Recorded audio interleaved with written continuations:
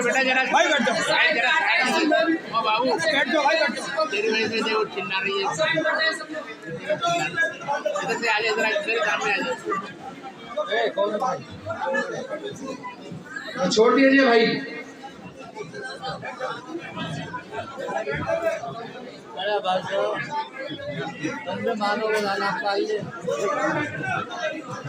दुनिया को शांति और मानवता का संदेश देने वाले तथागत भगवान बुद्ध, महर्षि वाल्मीकि जी, संत कबीरदास जी, संत गुरु रविदास जी, गुरु नानक देव जी, ज्योतिबा राव फूले जी, सावित्रीबाई फूले जी, फातिमा शेख जी, साहू जी महाराज, नारायण गुरु, पेरियार वी रामास्वामी नायकर जी, अय्यंकाली जी, डॉक्टर बाबा साहेब अम्बेडकर जी, माता रमाबाई जी, जगदेव बाबू कुशवाहा जी, ललित सिंह यादव जी, रामस्वरूप वर्मा जी, कर्पूरी ठाकुर जी और मान्यवर कांसीराम साहब सहित समाज के सभी ऋषि मुनियों और महापुरुषों के चरणों में कोटि कोटि नमन करते हुए मंच पे आसीन मेरे साथी, मेरे भाई, दिल्ली सरकार में मंत्री राजकुमार आनंद जी, अभी जो आने वाली हमारी मेयर हैं, मुझे पूरा उम्मीद है कि वो बहुत जल्दी मेयर बनेगी, शैली ओबेरॉय जी, मंच पे आसीन सभी हमारे नेतागण, विशेष रूप से मिशन जय भीम की महिला विंग की अध्यक्षा सुशीला गौतम जी, रोशन लाल सागर जी हमारे मिशन जय भीम के उपाध्यक्ष भी और अभी अभी निगम पार्षद बने हैं, और भी कुछ हमारे निगम पार्षद साथी बैठे, मुझे भी दिख नहीं पता नहीं लगा कौन कौन है। जोशी जी, हमारे चौधरी साहब, जितेंद्र जी, सीपी सिंह जी और तमाम अम्बेडकरवादी साथियों के साथ साथ उनसे भी ज्यादा महत्वपूर्ण लोग, हम सबसे ज्यादा, जो बिल्कुल हमारे अगली पंक्ति में बैठे, जिनको सुन सुन कर बड़े हुए, उन सब के नाम नहीं लूंगा, वो सामने बैठे हैं। मैं उन सबको सैल्यूट करता हूँ, क्रांतिकारी जय भीम करते हुए, विनम्र नमः बुधाई करते हुए अपनी बात शुरू करता हूँ। मैं उम्मीद करता हूँ कि आप लोग मेरी बात को ध्यान से सुनेंगे। प्रोग्राम तो यहाँ वर्षों से हो रहे हैं। मैं विशेष धन्यवाद करूंगा राजकुमार आनंद जी को, जो परंपरा हमने यहाँ से बहुजन महापुरुषों की जयंती की शुरुआत की थी, उसको उन्होंने आगे बढ़ाने का और आगे चलाने का सिलसिला जारी रखा, इसके लिए उनको बधाई। साथियों, जो लोग अपना इतिहास नहीं जानते वो कभी इतिहास नहीं बना सकते। आज हम सावित्रीबाई फूले जी की जयंती मना रहे हैं, लेकिन सावित्रीबाई फूले जी के बारे में हमारे कई साथियों ने बोला। ये जो 31 तारीख, 31 दिसंबर, 1 जनवरी, 2 जनवरी और 3 जनवरी और 9 जनवरी, ये जो 10 दिन है बेहद महत्वपूर्ण है। बहुजन मूवमेंट के हिसाब से ये 10 दिन इतने महत्वपूर्ण है कि आपको उस गौरव की अनुभूति होनी चाहिए। और ये मैं इसीलिए आपको याद दिलाना चाहता हूं, क्योंकि जो लोग अपने बुजुर्गों का इतिहास नहीं जानते वो कभी इतिहास बना नहीं सकते। 31 दिसंबर 1818 को पेशवाओं ने, जिन्होंने देश के दलितों के मुंह के सामने कुल्हड़ और पीछे झाड़ू बांधने का काम किया था, जिन्होंने भारत की महिलाओं के साथ दुनिया में सबसे ज्यादा अभद्रता वाला काम किया था, उनके बीच और हमारे वीर महार जिस समाज से डॉक्टर बाबा साहेब अम्बेडकर थे, उनके बीच युद्ध हुआ 31 दिसंबर 1818 को। पेशवाओं की सेना में 28,000 सैनिक थे, 20,000 घुड़सवार थे, 8,000 पैदल सैनिक थे। लेकिन एक तरफ जो समाज हजारों साल की जिल्लत भरी जिंदगी से तंग आकर और जिन पेशवाओं ने उनकी जिंदगी को जहन्नुम बनाकर उनके मुंह के सामने कुल्लड़ और पीछे झाड़ू बांधने का काम किया, उस जिल्लत से बदला लेने के लिए दिल मिला रहा था। इतिहास के पन्नों में कभी इस तरह का युद्ध आपने कभी ना तो देखा होगा, ना कभी देख पाओगे। एक तरफ 28,000 की पेशवाओं की सेना और एक तरफ 500 हमारे दलित समाज के, महार समाज के बहादुर सैनिक। 24 घंटे के अंदर जो युद्ध 31 दिसंबर को शुरू हुआ, 24 घंटे के अंदर 500 महार सैनिकों ने 28,000 की पेशवा सेना को निस्ते नाबूद कर दिया। तो एक तरफ तो ये गौरवशाली दिन हम मना रहे हैं और दूसरी तरफ 3 जनवरी को माता सावित्रीबाई फुले का जन्म हुआ। जन्म तो होता है और मरता भी है, लेकिन इतिहास पुरुष वो बनते हैं जो लीक से हटकर काम करते हैं, जो अपने लिए नहीं जीते, जो दूसरों के लिए जीते हैं। आज मैं आपको उनके कुछ ऐसी बातें जो शायद आपको कभी चर्चा नहीं हुई होंगी और बहुत संक्षिप्त में बताऊंगा, क्योंकि आप लंबे समय से बैठे हैं। कुछ चीजें आपको पता है, लेकिन कुछ ऐसी जो नहीं पता। 1 जनवरी 1848 को जिस भारत में मनुस्मृति की वजह से, हिंदू धर्म शास्त्रों की वजह से देश के 90% लोगों के पढ़ने लिखने पर धार्मिक बंदी थी, व्यापार करने पर, संपत्ति रखने पर धार्मिक बंदी थी, और केवल दलित पिछड़े आदिवासी नहीं, भारत के किसी भी जाति और धर्म की महिलाओं के पढ़ने पर धार्मिक बंदिश थी। भारत में पहली बार भारत में महिलाओं को पढ़ाने के लिए पहला स्कूल महिलाओं का 1 जनवरी 1848 को माता सावित्रीबाई फुले ने खोला। हम लोग उसकी भी वर्षगांठ मना रहे हैं। मैं 1 जनवरी को उस स्कूल में गया था, पूना के अंदर, पूना कोरेगांव भी गया। लेकिन ये शायद बात आपने सुनी भी होगी, आप जानते भी होंगे, जो मैं आपको बताने वाला हूं, जो आपने कभी सुनी नहीं होगी। ज्योतिबराव फूले जी के समय, ज्योतिबराव फूले जी का 300 एकड़ का बाग था और खेती के मामले में बड़ी विद्वता हासिल थी। लेकिन उसके साथ साथ उस वक्त के उस वर्ष का इनकम टैक्स रिटर्न को आप देखोगे तो आप गौरवान्वित हो जाओगे। जिन टाटा की हम आज बात करते हैं और सुनते हैं कितने अमीर आदमी है, उस वक्त टाटा का 1 साल का आय 20 लाख रुपया था, लेकिन ज्योतिबराव फूले जी की वार्षिक आय 21 लाख रुपए थी।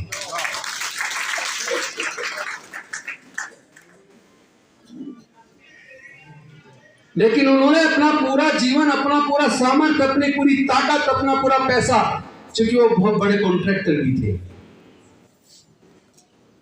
वो पूरा लगाकर समाज का निर्माण किया। मैं आप सबसे निवेदन करता हूं, आप ज्योतिबराव फूले जी की लिखी हुई गुलामगिरी जरूर पढ़ना है। अगर आप अपने बुजुर्गों के इतिहास को जानना और पढ़ना और समझना चाहते हो,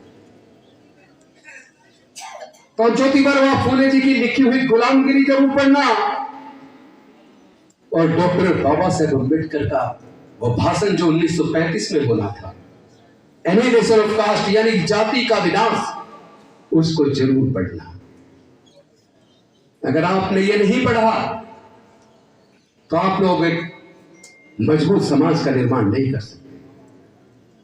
जो लोग जीवन में त्याग करते हैं वो इतिहास बनाते हैं, इतिहास पुरुष बनते हैं। एक तरफ फूले जी ने अपनी पूरी प्रॉपर्टी को लगाकर समाज का निर्माण किया, एक तरफ डॉक्टर बाबा साहेब अम्बेडकर को देख लीजिए, पूरे जीवन जो कष्ट सहे वो अलग, लेकिन दिल्ली के करोल बाग में डॉक्टर अम्बेडकर भवन, रानी झांसी रोड, इतनी बड़ी जमीन वो अपने बैंक अकाउंट के चेक से 4500 रुपए का चेक काटकर, उसकी कॉपी मेरे पास है, इतनी बड़ी जमीन खरीद कर समाज के लिए देकर चले गए। और केवल ये अम्बेडकर भवन की जगह नहीं दी, जिन लोगों ने औरंगाबाद का सिद्धार्थ कॉलेज देखा हो, अरबों की नहीं खरबों रुपए की जमीन, सैकड़ों बीघा जमीन में इतना बड़ा college, law college, medical college, management college, तमाम तरह की डिग्रियां वहां से आज बच्चे कर रहे हैं, वो भी वो समाज को दे गए। और बॉम्बे का मिलिंद कॉलेज, वो भी समाज को दे गए। तो जो लोग समाज के लिए अपना सब कुछ बलिदान कर देते हैं, वो लोग इतिहास पुरुष बन जाते हैं।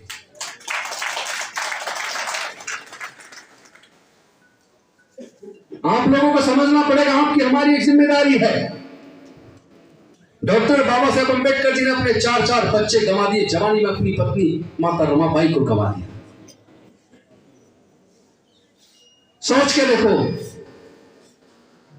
अपने 4 बच्चे और अपनी पत्नी को गंवाने के बावजूद उन्होंने अपना पूरा जीवन हमारे और आपके लिए कुर्बान किया। क्या डॉक्टर बाबा साहेब अम्बेडकर की कुर्बानी को हम बेकार कर देंगे? क्या समाज के प्रति हमारी कोई जिम्मेदारी नहीं है? हम सब लोग को एक बात समझनी पड़ेगी, डॉक्टर बाबा साहेब अम्बेडकर जी ने क्रांति करके हमारे हजारों साल की गुलामी को तोड़कर हमारे आगे बढ़ने के रास्ते बनाए। उन्होंने क्रांति की तो हमारे आगे बढ़ने के रास्ते बने, लेकिन उसके बाद एक दौर प्रति क्रांति का आया। जितने रास्ते उन्होंने हमारे समाज के आगे बढ़ने के बनाए, वो सारे रास्ते सरकारों ने, सत्ता में बैठे हुए लोगों ने आज बंद कर दिए। आप बताइए क्या पढ़ाई के बिना हम लोग तरक्की कर सकते हैं? आप बताइएगा डॉक्टर बाबा साहब अम्बेडकर कुर्बानी नहीं करते, अगर हमारे पढ़ने लिखने के लिए रिजर्वेशन की व्यवस्था ना करते, अगर सरकारी नौकरियों में रिजर्वेशन करके हमारे अफसर बनने का रास्ता ना खोलते, अगर वो राजनीतिक रिजर्वेशन देकर हमारे काउंसलर, एमएलए, एमपी बनने का रास्ता ना बनाते, तो क्या राजेंद्र गौतम कभी एमएलए और मंत्री बन पाता? क्या राजकुमार आनंद कभी जीवन में मंत्री या एमएलए बन पाते? क्या वीणा आनंद कभी एमएलए बन पाती? हम जो कुछ बने हैं केवल अपनी मेहनत से नहीं, डॉक्टर बाबा साहब अम्बेडकर के त्याग और बलिदान और कुर्बानी की वजह से। लेकिन दुख इस बात का है, हमारे लोग डॉक्टर बाबा साहब अम्बेडकर को मानने की तो बात करते हैं, लेकिन डॉक्टर बाबा साहब अम्बेडकर की बात को नहीं मानते। वो लोगों को कहते थे पाखंडवाद से, अंधविश्वास से दूर हो जाओ और बुद्ध के रास्ते पर चलकर अपना दीपक स्वयं बनो। किसी बात को इसलिए मत मानो क्यों बड़े बड़े महापुरुषों ने कही है, बड़े बड़े ग्रंथों में लिखी है। किसी बात को मानने से पहले पढ़ो, जानो, समझो, अपनी बुद्धि और विवेक की कसौटी पर कस कर देखो, और उसके बाद आपको लगे ये बात सही है तो उस बात को मानो। लेकिन हमने डॉक्टर बाबा साहब अम्बेडकर की बात को नहीं माना। हम लोग सबसे ज्यादा बड़े अंधविश्वासी पाखंडवादी बन गए। हमारे बच्चे स्कूल जाने की बजाय कावड़ लेने जा रहे हैं। हमारे बुजुर्ग अपने बच्चों के कोचिंग की व्यवस्था, पढ़ाई की व्यवस्था में कहते हैं पैसे नहीं है। लेकिन लाखों रुपए खर्च करके जागरण करवा रहे हैं। क्या इससे हमारे समाज का भला हो जाएगा? क्या इससे हमारे बच्चों के जीवन में कोई खुशहाली या तरक्की आएगी? और सबसे ज्यादा दुखदाई बात जो मैं अब आपको बताना चाहता हूं, हो सकता है आप उस बात को जानते हो, लेकिन अनजाने में आप उसको इग्नोर कर रहे हैं। हम लोग यहां तक आए हैं केवल पढ़ाई की वजह से आए हैं। बाबा साहब ने पढ़ने का रास्ता बनाया, रिजर्वेशन दिया, तो हम लोग यहां तक पहुंचे। लेकिन क्या आपको पता है आपके आने वाले बच्चों के भविष्य की पढ़ाई के रास्ते बंद कर दिए गए हैं। नई एजुकेशन पॉलिसी ने रही सही कमर भी तोड़ दी। आज दलित समाज के, पिछड़े समाज के, आदिवासी समाज के, अल्पसंख्यक समाज के 99% बच्चे हायर एजुकेशन का खर्चा नहीं उठा सकते। अगर आपको अपने बच्चे को हायर एजुकेशन में, प्रोफेशनल कोर्स में भेजना है, तो आपको लाखों रुपए की सालाना फीस खर्च करनी होगी। और जो सरकार पढ़ाई की बात तो कर रही है, लेकिन मैं आप सबसे पूछना चाहता हूं, क्या 12वीं तक की पढ़ाई करके कोई किसी लायक बन पाएगा? 12वीं तक तो सरकारें पढ़ा रही हैं। मुझे बताइए, 12वीं के बाद हायर एजुकेशन पे तो कोई सरकार पैसे नहीं दे रही। तो हायर एजुकेशन की व्यवस्था अगर सरकारें नहीं करती, तो क्या हमारे बच्चे पढ़ लिख कर कामयाब हो पाएंगे? 10वीं 12वीं पढ़े हुए से क्या होना है? हमारे आगे बढ़ने के रास्ते लगातार सरकारों के द्वारा साजिश के तहत बंद किए जा रहे हैं। उन्हें रेलवे बेच दिया, एयरपोर्ट बेच दिए, एयर इंडिया बेच दिया, बैंक बेच दिए, इंश्योरेंस कंपनी बेच दी, पेट्रोलियम कंपनी बेच दी, गैस कंपनी बेच दी। जहां जहां हमारे लोग नौकरियों में आ जाया करते थे, वो ज्यादातर कंपनियां ऑलरेडी बेच दी गई। और केवल कंपनियां नहीं बेची, हमारे मेजॉरिटी में लोग 4th क्लास में आ जाया करते थे, उसको पूरी तरीके से ठेकेदारी प्रथा लाकर हमारे लोगों के 4th क्लास में आने के भी रास्ते बंद कर दिए। और जो सरकारों से थोड़ा बहुत लोन मिल जाया करता था, उससे भी लोग अपने छोटे मोटे रोजगार शुरू किया करते थे। आज सरकारों ने उन उपक्रमों को हालत ऐसी कर दी, उनके पास पैसा नहीं है, यानी कि अब आप सरकार से लोन लेके भी कोई व्यापार भी नहीं कर सकते। तो आपके आगे बढ़ने के सारे रास्ते लगभग बंद कर दिए गए। मैं पूछना चाहता हूं आप सबसे, क्या हमें अपने आने वाले बच्चों को हम लोग क्या गुलाम देखना चाहते हैं? मैं आप सबसे पूछ रहा हूं, क्या आप अपने बच्चों को गुलाम देखना चाहते हो? नहीं नहीं नहीं। लेकिन आप चाहते हो या नहीं चाहते, आपके बच्चे गुलाम बनने वाले हैं, ये तय है। और उसका कारण है, हमारे लोगों पे इतना पैसा नहीं कि अपना व्यापार कर ले। हमारे लोग यूनाइटेड नहीं है। पढ़ाई हाथ से छीन रही है, नौकरी हाथ से जा रही है, और हम लोग जिस रास्ते पे चल रहे हैं, वो रास्ता हमारे लोगों को गुलामी की तरफ ले जा रहा है। मुझे डॉक्टर बाबा साहेब अम्बेडकर की 25 नवंबर 1949 का भाषण याद आता है। मंत्री जी आप भी सुनिए, राजकुमार आनंद जी, ये बहुत महत्वपूर्ण है। 25 नवंबर 1949 को जब संविधान सभा की बैठक चल रही थी, और उसमें डॉक्टर बाबा साहेब अम्बेडकर जी को बोलने के लिए खड़ा किया राजेंद्र प्रसाद जी ने, तो डॉक्टर बाबा साहेब अम्बेडकर जी ने कहा बहुत कुछ है, वो सारा नहीं कहूंगा क्योंकि समय कम है, सिर्फ 2 बातें कहूंगा। एक बात तो उन्होंने कही थी कि कोई भी संविधान कितना ही बेहतरीन क्यों ना हो, अगर उस संविधान को लागू करने की जिम्मेदारी जिनके कंधों पर है, अगर उनकी नीयत अच्छी नहीं है तो बढ़िया से बढ़िया संविधान बुरा साबित होगा। और दूसरी बात उन्होंने कही थी कि आज भारत आजाद तो हो रहा है, लेकिन भारत के लोग आजाद बने रहेंगे, इस पे मुझे संदेह है। यह संदेह उन्होंने क्यों जाहिर किया? आज उस पर चर्चा करनी बेहद जरूरी है। उन्होंने कहा था आजादी प्राप्त करने के बाद हमारे हाथ में सत्ता तो होगी, हम सरकारें तो वोट से चुनेंगे, लेकिन वो दिन सबसे ज्यादा खतरनाक होगा जिस दिन हम लोग विचारों की बजाय नेताओं के प्रति इतने अंधभक्त हो जाएंगे कि हम नेताओं को अपना आइकन बनाकर उनकी बात को सुने बिना, उनको परीक्षण किए बिना अंधभक्त होकर उनके इशारे पे चलना शुरू कर देंगे। उसी दिन भारत में तानाशाही की जड़ें फिर से मजबूत हो जाएंगी। भारत पेपर पे आजाद तो रहेगा, लेकिन उस दिन भारत के लोग अपनी आजादी खो देंगे।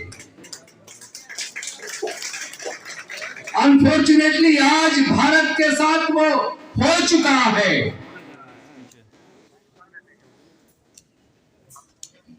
जो सरकार आज सत्ता में है, उसके जो मुखिया है, लोग उनके प्रति इतने अंधभक्त हो गए कि उन्होंने भारत सरकार के सारे उपक्रम बेच दिए। भारत की शिक्षा नीति को न्यू एजुकेशन पॉलिसी के तहत यूनिवर्सिटी का उन्होंने कैटेगराइजेशन कर दिया। ए ग्रेड यूनिवर्सिटी में अब पूरा का पूरा खर्चा यूनिवर्सिटी को खुद उठाना होगा, यानी कि अब बच्चों को यूनिवर्सिटीज में अपनी पढ़ाई का पूरा खर्चा खुद उठाना होगा। ए ग्रेड यूनिवर्सिटी का जो लाखों रुपए साल का होगा। तो 99.9% दलित, पिछड़े, आदिवासी समाज के बच्चे ए ग्रेड यूनिवर्सिटी में नहीं पढ़ पाएंगे, ये मेरा दावा है। दूसरी, उन्होंने न्यू एजुकेशन पॉलिसी में बी ग्रेड यूनिवर्सिटी बनाई। बी ग्रेड यूनिवर्सिटी में 75% खर्चा बच्चों को खुद उठाना होगा। वो खर्चा भी लाखों रुपए साल का होगा, यानी गरीबों के बच्चे, दलित, पिछड़े, आदिवासी, अल्पसंख्यक और जनरल कैटेगरी के मजदूर, किसान और गरीब, उनके बच्चे भी वो लाखों रुपए साल का खर्चा उठाकर बी ग्रेड यूनिवर्सिटी में भी नहीं पढ़ पाएंगे। और तीसरी यूनिवर्सिटी होंगी सी ग्रेड। सी ग्रेड में 25% खर्चा जनता को खुद उठाना पड़ेगा, स्टूडेंट को उठाना होगा। वो भी 20-25 हजार रुपए से कम नहीं होगा। मुझे पूरा यकीन है गरीब वर्गों के 95% बच्चे सी ग्रेड यूनिवर्सिटी में भी नहीं पढ़ पाएंगे। यहीं से मैं जोड़ता हूं ज्योतिबा फुले जी की बात को। उन्होंने कहा था, विद्या बिना मति गई, मति बिना नीति गई, नीति बिना गति गई, गति बिना धन गया, और धन के अभाव में हमारे बहुजन समाज के लोग गरीब हो गए और फिर गुलाम हो गए। यानी कि फिर से आपकी शिक्षा जा रही है। शिक्षा जाएगी तो मति जाएगी, मति जाएगी तो नीति जाएगी, नीति जाएगी तो गति जाएगी, गति जाएगी तो आपका धन चला जाएगा, आप गरीब हो जाएंगे, और गरीब होने का मतलब आप फिर से गुलाम हो जाएंगे। इसलिए मैंने आपसे पूछा था कि आप फिर से अपने बच्चों को गुलाम देखना चाहते हो, तो आप माने या ना माने, पर मेरी बात को आप अपने फोन में रिकॉर्ड कर लें, ये लाइव भी चल रहा है। आने वाले 20-25 साल बाद आपके बच्चे इस स्पीच को लाइव सुनेंगे जो लाइव हुई आज, ये रिकॉर्ड इसका अवेलेबल होगा। और वो कहेंगे जो बात उस वक्त उन्होंने कही। और जो संदेह 25 नवंबर 1949 को अपने संविधान सभा में दिए हुए भाषण को डॉक्टर बाबा साहब अम्बेडकर ने जो संदेह आजादी को लेकर जाहिर किया था, वो संदेह सच साबित हुआ। अंत में मैं आपसे इजाजत चाहता हूं, क्योंकि आज अपने समाज के लोग बैठे हैं। मैंने संकल्प लिया है कि हम जिंदगी में और भविष्य में कभी एमएलए, सांसद, मंत्री बने या ना बने, लेकिन अपने समाज के बच्चों की गुलामी हमें स्वीकार नहीं है। मैंने आरटीआई विंग बना ली है, पूरी एक लीगल विंग का भी निर्माण कर लिया है।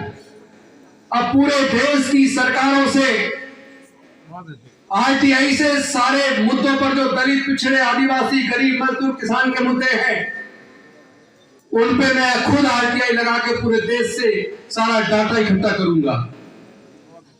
पूरे सरकारों का क्या बजट होता है, उस बजट कहां जाता है, उसको सारे को मैं इकट्ठा करूंगा। और कोर्ट के अंदर एक वकील के तौर पर सुप्रीम कोर्ट और हाई कोर्ट के अंदर पब्लिक इंटरेस्ट लिटिगेशन डालकर जो सरकारें हमारे लोगों के हक अधिकार को छीनने का काम करेंगे, उन सरकारों को निस्तानाबूद करने का हम काम करेंगे। हम लोग इस लड़ाई को लड़ेंगे, क्योंकि यह लड़ाई किसी कुर्सी की लड़ाई नहीं है। और आप कह रही थी कुर्सी चलेगी, वो बंदे जी कह रहे थे कुर्सी कहीं नहीं गई, यही अंदर मेरे भाई को मिल गई है। तो कुर्सी की चिंता मत करो, कुर्सियां आएंगी और जाएंगी। ये कुर्सियां सब डॉक्टर बाबा साहब अम्बेडकर की दी हुई हैं। कोई भी व्यक्ति कुर्सी से बड़ा नहीं हो सकता, लेकिन अपने कर्म से, अपने आचरण से छोटी से छोटी कुर्सी को बड़ा बना सकता है। मैं पूरे देश के अंदर लगातार जा रहा हूं। अभी तक जो मेरे दौरे चल रहे हैं सारे साउथ इंडिया के चल रहे हैं। तमिलनाडु, आंध्र प्रदेश, तेलंगाना, महाराष्ट्र, उधर गुजरात से बहुत ज्यादा इन्विटेशन आ रहे हैं, राजस्थान से बहुत ज्यादा आ रहे हैं, मध्य प्रदेश से, यूपी से। पूरे देश में जाके अपने समाज के हक अधिकार की लड़ाई को लड़ने का फिर से समय आ गया है। बाबा साहब ने क्रांति की हमारे लोगों को हक अधिकार दिलाने के लिए। मनुवादियों ने प्रति क्रांति की हमारे अधिकारों को छीनने के लिए। अधिकार छीन गए। अब अगर कुछ बचाना है, इस लड़ाई को आगे बढ़ाना है, तो हमें फिर से डॉक्टर बाबा साहब अम्बेडकर, मन्नावरम कांसीराम सहित हमारे समाज के महापुरुषों के रास्ते पर चलकर अपनी दोबारा से क्रांति की आग को बढ़ाना होगा। हम अपने खून के एक खून से बाबा साहब की जलाई हुई मशाल को जलाने का काम करेंगे। हम इस लड़ाई को लड़ेंगे, हम इस लड़ाई को जीतेंगे। बहुत बहुत धन्यवाद। जय जय जय जय जय भीम, जय जय जय जय जय भीम, जय जय जय जय जय भीम। बहुत बहुत धन्यवाद। नमो बुद्धाय, जय भीम, जय भारत। समय का आज अभाव था, बातें बहुत सारी कर रही है, लेकिन बहुत मौके मिलेंगे।